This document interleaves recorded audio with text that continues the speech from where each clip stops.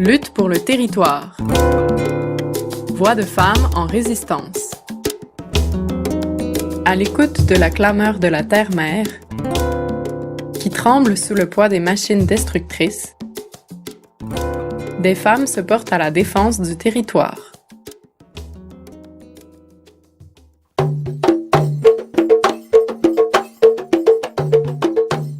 Bienvenue à cet entrelacement de voix, tissant à l'unisson des histoires singulières pour créer un chant qui résonne au-delà des frontières. Mujer defensora de la madre tierra, defensora de derechos humanos, defensora del territorio, Alem defender women rights, defender feminista. Bir akşam hakkımızı savunmaya çalışıyoruz. Defensora de la vida. Indígena, periodista comunitaria, guerreiras indígenas de Rondônia. Mon combat principal, c'est l'eau. guardianas de los recursos. 40 femmes autochtones, paysannes, défenseurs de la vie et du territoire, provenant de diverses régions du monde, se sont réunies au Canada en avril 2018. Elles ont échangé leurs expériences et leurs stratégies de résistance contre la destruction de la nature et des cultures ancestrales causées par les entreprises d'extraction de ressources naturelles. Comme fruit de cette rencontre, des témoignages ont été récoltés afin de construire cette série de balados-diffusion, Lutte pour le territoire, voix de femmes en résistance. Chaque épisode approfondira un aspect de la lutte de ces femmes contre les méga-projets.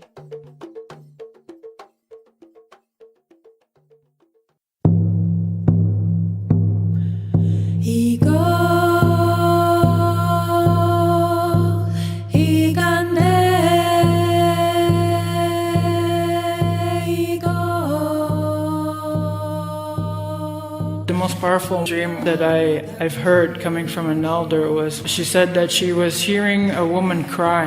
And when she was trying to follow that cry, she came to a gate. And she opened the gate, and just over that little hill, there was a woman there. And half of her body was the ground. Up her body is an old lady, and she had like long hair, and the way she looked, like it was a little scary. Her hair was falling off, there was something forming in her skin, there was like bubbles coming out. So she was getting sick, and she was crying like as if she's been crying for a long time. So there was like marks on her face, and then the woman goes up there and says, what's wrong, what's happening? And she said that I'm waiting for my children to come back home. And if nothing is done from this mining, the deforestation, the pipelines, that's how it's making her sick. And we see that this is our mother that needs protection, and she's waiting for us to go defend her. C'est ainsi que Shannon Chief, de la communauté Anishinaabe du lac Barrière, nous transmet ce qui émane des profondeurs de la Terre. Cet appel à défendre la terre-mère contre les agressions des méga-projets est partagé par de nombreuses communautés dans le monde. Les projets de destruction se manifestent sous différentes formes. c'est le développement des ressources naturelles, miniers, hydrauliques et forestiers. Los proyectos extractivos y las empresas de monocultivo. Proyectos mineros, gasoductos, zonas económicas especiales, todos los megaproyectos. La hidroeléctrica, piscicultura, las forestales. coal mines and power stations.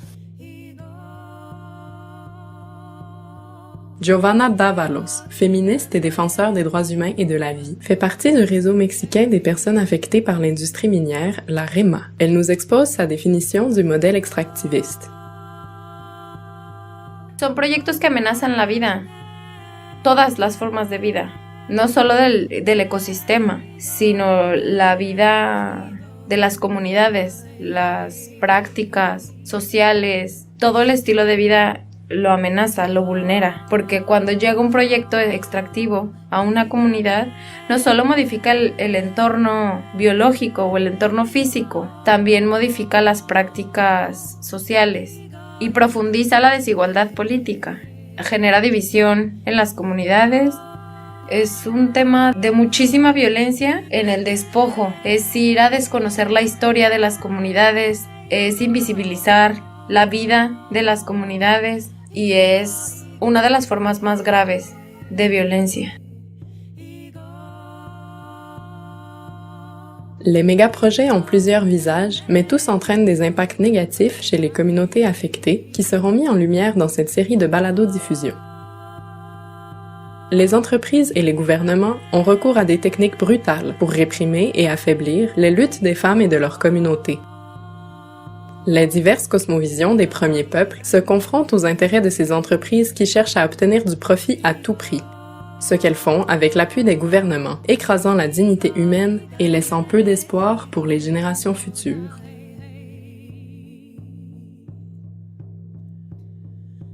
Une femme affectée par l'industrie minière en Afrique du Sud, luttant contre l'extraction des ressources et pour les droits des femmes et des enfants, décrit les promoteurs de ces mégaprojets comme des monstres destructeurs.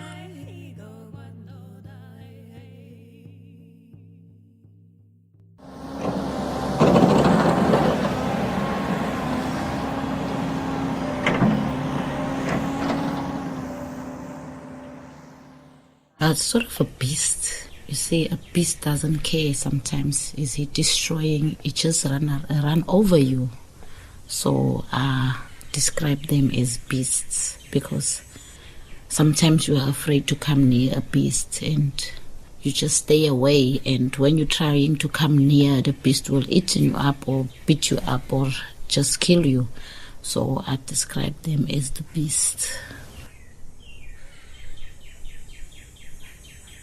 Face à cette bête, les femmes décident de ne pas garder le silence et continuent de réclamer haut et fort la liberté et la vie.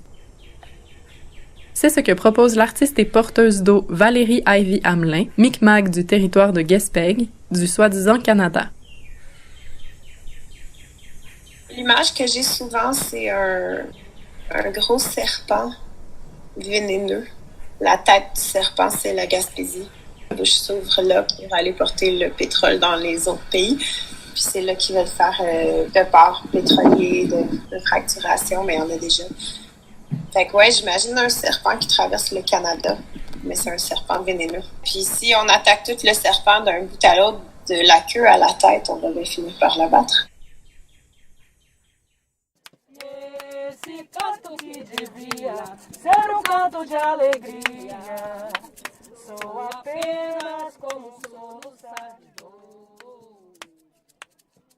Malgré la répression, des femmes autochtones et défenseurs du territoire de l'Amérique latine, d'Afrique du Sud, du Canada, des Philippines ou encore de la Turquie luttent avec leur communauté pour récupérer la joie et la vie, pour sauver la terre-mère.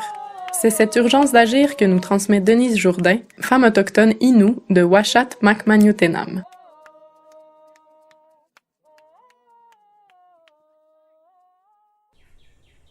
Il faut sauver l'humanité, là. Puis sauver l'humanité, là, il faut que tu protèges l'eau. Il faut que tu protèges l'air qu'on respire. Puis il faut protéger ce que la terre-mère nous donne comme ressources. Nous, les peuples autochtones, on va chercher notre nourriture, nos médicaments. On est en lien. La terre-mère, elle parle quand on sait l'écouter. Puis là, elle a beaucoup de cicatrices partout, là. Puis on n'est pas encore conscient, là. Ce que la terre-mère nous dit, là, elle tente de nous ébranler pour réveiller nos consciences puis se poser des bonnes questions. Il faut donner un répit, là. Donner un répit à la terre-mère, là.